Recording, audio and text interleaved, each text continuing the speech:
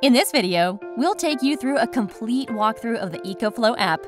On the EcoFlow app home screen, you'll find a list of your devices. Select your device to view more information. Here, you'll find device information, including input power, output power, battery level, remaining charge, and more.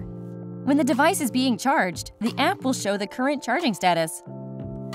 If you're using AC power, you can view power details in real time. You can also view the status of an extra battery and smart generator when connected to a Delta Pro or Delta Max.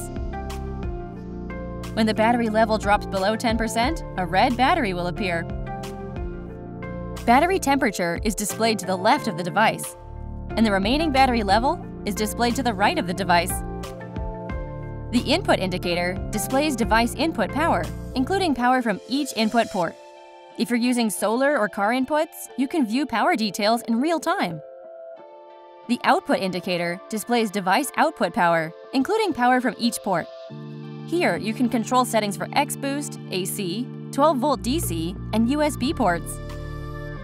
If your device is offline, all indicators on the EcoFlow app screen will turn gray. Tap the question mark icon to identify why your device is offline. Tap the settings icon in the upper right corner to view app settings. App settings are divided into 3 categories: General, Auto Timeout, and Others.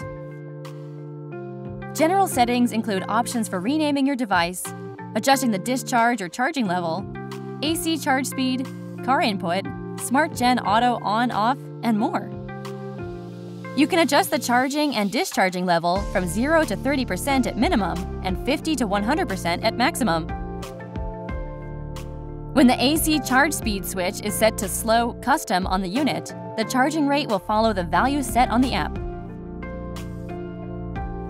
For car input settings, set the max amperage based on your usage and the vehicle specifications. When the EcoFlow Smart Generator is connected to the Delta Max, it will automatically start when the Delta Max battery drops below 20% and stop when it reaches 80% charge. You can also adjust these values in the app.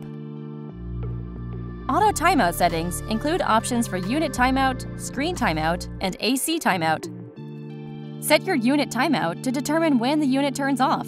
This will occur when the AC and DC buttons are off and the unit receives no load. Set your AC timeout to determine how long the AC outlets can remain idle before shutting off automatically. In Other settings, you can find options to upgrade your firmware, access the EcoFlow Help Center, and more.